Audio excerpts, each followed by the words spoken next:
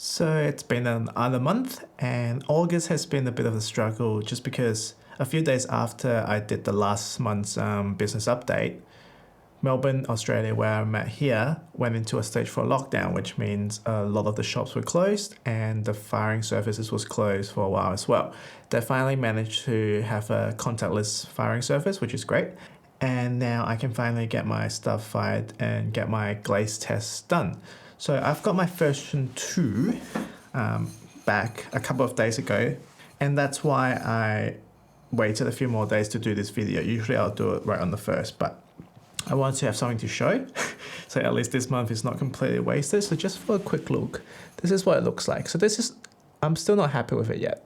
Let's give you an idea. It's a little bit more on the matte side than I hoped for, but there was a few things that I want to go through here. So I kind of rushed the mixing process a little bit, which wasn't great. So here's just another cup version of that. So I've been testing it on kind of the same thing I did last time, just so that I have a more direct comparison. So the problem is, I kind of rushed through it. I didn't sift through it, which was a mistake, I think. And because the wollastonite I had on hand was a coarse version instead of like a finer powder, I couldn't sift it through a 80 mesh. So I figured I just wouldn't do it, and that was probably not the best idea. But anyway, so I have mixed a version 3, which I've just delivered this morning to be fired. So hopefully I get it back. So today is Friday. Hopefully I get it back Monday, Tuesday. Then please be the last one. I just want to get it done. So you might notice the shelf is a bit bare now. It's because I've culled a lot of the items, and I want to go through it here. So this clay, it's called a Chris's speckled mid-fire clay, which I've been trying to fire high fire, and I think that's why this is so warped. It's basically turned into an oval shape. And I thought it might just be this one because they had a hole on it. Maybe it was just the way this was made. And then I tested another one. So this is the second one with a different glaze. And yet again, it's gone a little bit wonky. It's not as bad as this one in comparison. But it's definitely not holding its shape, which is a shame. So I will do a bit more testing. Like with a bowl, it's not as noticeable. I don't even know if this was me or if it was the clay, but I'm gonna do it. So I've got a few more things being fired right now, and when I get it back early next week, I'll be able to tell if it's the clay or not. And if it's consistently happening, then I'm gonna switch clay, which is what these guys are. So I also picked up 2 bags of clay. Actually, I haven't shown this. So this is just on porcelain, and there's also chip. But so here's just an idea of like the difference between the glossiness. So this is a lot more matte. Yeah, so you can see this is a lot more of a matte surface, and this is a lot smoother. So the version 3 is basically halfway in between the two exactly. So I just added up the 2 recipe divided by 2, and I've also sifted through it, and I got a new bag of wollastonite, and it sifted through amazingly. So hopefully that comes back, and that'll give me somewhere in between here, and I think leaning more towards the glossier version. But yeah, anyway, so like I said, I'm going to be trying some new clay, and these are the 2 that I've picked up this morning. So I've got the Keen Stoneware number 7. I've used the number 5 before, and I've also used their Ironstone, but I've never thrown this particular this particular clay. Also, this is a speckle clay that from the test tiles I've seen looks very similar to this. So I'm hoping that can just replace that, and I don't have to ever worry about using a mid-fire clay and high fire, because I know it's not really supposed to. I mean, that's why it's called mid-fire clay. And for a second version, I also am going to try this. Again, same brand, but this is number 33. You can tell the color difference. It's got a lot of iron in it. It's got iron speckles. I don't know what makes it speckle. It might be ilmenite, which, I mean, it's also got I think it's iron and titanium, a mixture. Can't remember. But so I'm going to try these 2. If I can use number 7, that'll be awesome, because I don't really like using red clay just because it gets a little bit dirtier. Maybe it just looks a bit messier. where with white clay and porcelain and stuff, it feels a lot cleaner and a lot easier to clean. Or maybe I'm just cleaning it and it looks clean, but it's not because it's white and you can't really tell. So yeah, I'll give this a try. I'll probably throw this today, and I don't know if I'll stream or not, maybe. But so that's going to be exciting, and hopefully, if this is the clay that I end up with, and the glaze comes back next week, and I'm happy with that, I can actually make a piece of work, or like finish a piece of work and use it. I mean, all these are test pieces, and I don't think I'll really use it. So I soaked this in red wine last night just to see how it goes.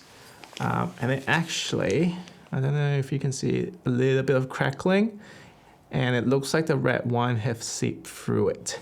So I think that's what happens when this glaze is probably not going to be very food safe at this stage. I might need to try the same thing with the glossy just to see if that works. But that's something I'll probably do to all my glazes just to make sure it's not, well, just to make sure it's durable enough.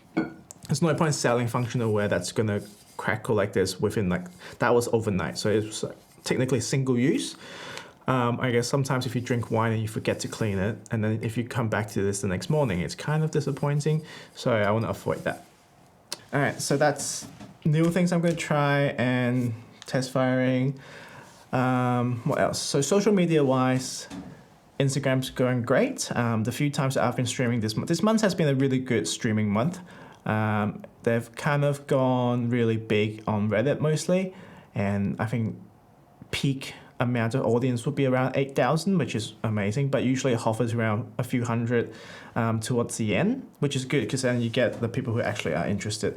So through the stream, I've been gaining quite a bit of subscribers on both YouTube and Instagram, but definitely a very noticeable trend on Instagram where I'll be getting about 50 to 90. So I'm very close to 1,000. I'm at maybe 920, 930 at this stage. So I think maybe, just because everyone's doing it, when I get to 1,000, I'll definitely do a giveaway. And the same with YouTube. Once, I guess, milestones will be probably 1,000 subscribers on YouTube as well. And I'll do a bit of giveaway and stuff like that. Just because I'm going to have so many test pieces anyway, I might as well put them to good use. Obviously, I'm not going to give away these things because I'm not happy with them and I don't think they're practical, so that's no point. This is probably going to get, I don't know, buried somewhere as record keeping or just sentimental value. So those has been great. The website, I've been working on and off every now and then, and I think it's at the point where I just need to populate it. I think this time next month, I will do a little launch of the website, and just to get some testing and just to get people checking it out, making sure everything looks right.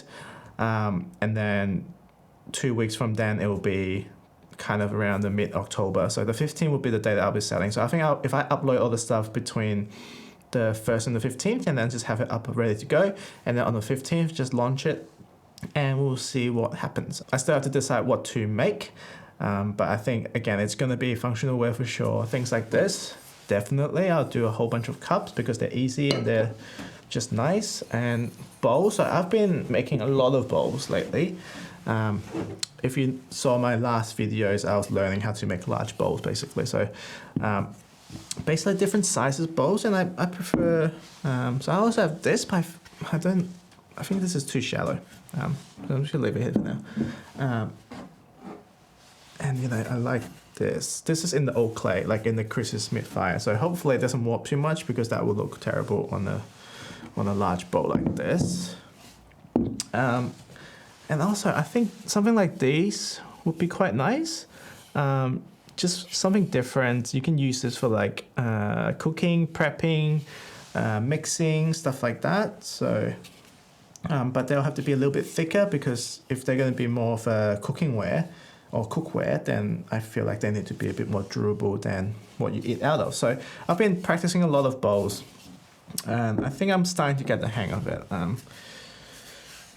As you can see, like there's still a little bit of kink on this one. I think today when I test this, I'll test it on some smaller bowls, and I think whatever I'm making now, I'm going to keep in mind that I might end up selling it, so I'm going to put a little bit more care to it. So I also got some new tools just for making bowls. So this would be for the curve, just on the inside to get it nice and continuous. So I'm just trying some like tough. So I've always had, the soft mud tool silicone ribs. So I'm trying the blue and the green. So this is a lot stiffer, and the green is basically like it's very hard. Yeah, so that's what's happening this month. And like I said, I'm gonna work on the website. I'm gonna work on the production side of things and just deciding what I want to make. Again, I think the idea is still the same as last time. I'll have like 6 or 7 core items and then a bunch of one-offs. And everything that I'm selling this time, I have to make sure like there's a disclaimer saying, as much as I try to match it, because it's so early on in the business, the style might change. So I can't guarantee that you can come back a year later and buy something that matches the, stuff that you've bought this time. So it's going to be all labeled as one-off, just because I can't guarantee what's going to come back and what's going to go, just because, again, I'm changing my mind so quickly. Everything's still being developed. I don't even know what I'm selling yet, so who knows? Anyway, I think that's it. I mean, it's going to be a nice quick one, this one. Just because, again, it hasn't been exactly the most productive, but I think there's progress. Everything's moving along. Glaze testing, like I've said many times, it's always going to be slow. So I'm seeing the end of the tunnel, which is great. And I can't wait to test color rent and just really go crazy with that. And also if I thought I have the clay that I want, and turns out I don't. So we'll see how these guys go. So I'll do a bit of throwing today. It's getting close to the sale, so I'm getting a little bit more excited, and there's a lot to do, but I feel like I also have a lot of time, so I just need to sit down and do it. So yeah, thanks for keeping up with the progress. Hopefully next month there will be lots of good news, and maybe I'll do a bit of sneak peek of things that will be up on the shop.